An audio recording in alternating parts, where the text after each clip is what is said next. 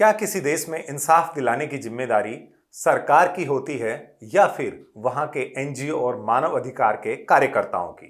सवाल सुनने में सीधा है, लेकिन जमीनी हकीकत देखेंगे तो जवाब सरकार के मुंह पर तमाचा बनकर सामने आता है। क्योंकि सिस्टम सोता है तब मानव अधिकार जागता है। जब अधिकारी फाइलों के नीचे जनता की फरियादें दबा देते हैं, तब एक कार्यकर्ता सामने आता है और कहता है, अब बहुत हुआ। लेकिन क्या यही लोकतंत्र है?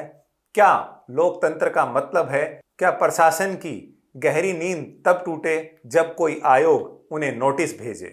नमस्कार, आप देख रहे हैं न्यूज़ टाइम। मैं हूं आपके साथ रवि यादव। आज जो रिपोर्ट हम आपको बताने जा रहे हैं वो एक शाबाशी नहीं बल्कि सरकार के लिए एक शर्मनाक आरोप पत्र है। आज हम आपसे बात करेंगे उन हिस्सों की जहां इंसाफ दिलाने का बोझ अब इंसानियत उठा रही है, क्योंकि सरकार और सिस्टम अपनी जिम्मेदारी से भाग चुके हैं। हरियाणा मानव अधिकार आयोग ने केवल 6 महीने के भीतर 3000 से ज्यादा मामलों का निपटारा किया है। इनमें 56 ऐसे केस थे जो 2 साल से अधर में लटके थे। जानकारी के अनुसार साल 2024 और 25 के दौरान हरियाणा में 2442 नए मामले दर्ज किए गए, जिनमें सबसे अधिक मामले गुड़गांव से 320 और फरीदाबाद से 258 मामले सामने आए। हर केस में एक ही कॉमन बात थी, उनमें कहीं ना कहीं प्रशासन की कमी छुपी थी। लेकिन जहां सिस्टम फेल हो जाता है वहां मानव अधिकार आयोग ने इंसाफ दिलाया। लेकिन क्या ये तारीफ की बात है या ये सिस्टम की नाकामी की सबसे बड़ी गवाही है? हरियाणा मानव अधिकार आयोग ने 6 महीने में वो कर दिखाया जो सिस्टम सालों से नहीं कर पाया। लेकिन सवाल ये है कि आखिर इन मामलों को सुलझाने की नौबत आई ही क्यों? क्या ये काम प्रशासन का नहीं था? क्या ये जिम्मेदारी सरकार की नहीं थी?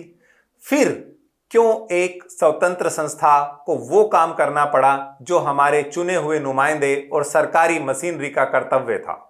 आयोग ने अकेले जेलों में जाकर देखा कैदियों को इंसानी हक मिल पा रहा है या नहीं। अंबाला, कैथल और कुरुक्षेत्र की जेलों में दौरे किए गए और आदेश दिए गए कि हर कैदी को भोजन, दवा, स्वच्छता मिलनी जरूरी है। क्या जेल प्रशासन को यह खुद नहीं पता होना चाहिए था कि कैदियों की मूलभूत सुविधाएं और उनका किस प्रकार से ख्याल रखा जाना चाहिए?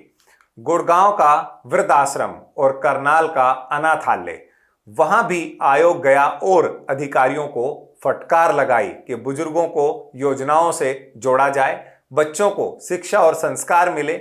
यहां पर सिस्टम खुद से नहीं चलता, उसे धकेला जाता है, तब वो काम करता है। अब आयोग ने शिकायत पंजीकरण को ऑनलाइन किया है। अब ईमेल से शिकायत दर्ज की जा सकती है।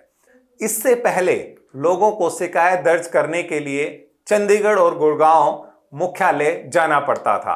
आयोग वो कर रहा है जो प्रशासन को बहुत पहले करना चाहिए था। लेकिन अफसोस, सिस्टम तब तक हिलता नहीं जब तक कोई आयोग उसे जगाने ना आए। हरियाणा मानव अधिकार आयोग ने वो किया जो कर्तव्य से ज्यादा एक जमीर की आवाज थी। लेकिन ये काम उसका वैकल्पिक नहीं था, ये काम तो सरकार का था, प्रशासन का था। आज आयोग ने इंसाफ दिलाया, लेकिन कब तक ये एक फेल्ड सिस्टम की भरपाई करेगा? आखिर जनता कब तक आयोग की दहलीज पर खड़ी रहेगी, वो भी उस अधिकार के लिए जो संविधान ने उसे दिया है? हम ये नहीं बता रहे कि आयोग ने क्या किया, हम पूछ रहे हैं कि सरकार अब तक क्या कर रही थी? क्या ये तारीफ की बात है या सिस्टम की नाकामी की सबसे बड़ी गवाही? आपको ये हमारी खबर कैसी लगी हो हमें कमेंट के माध्यम से जरूर बताएं, और वीडियो पसंद आया हो तो इसे ज़्यादा से ज़्यादा लाइक करें, हमारे चैनल को सब्सक्राइब करें। नमस्कार।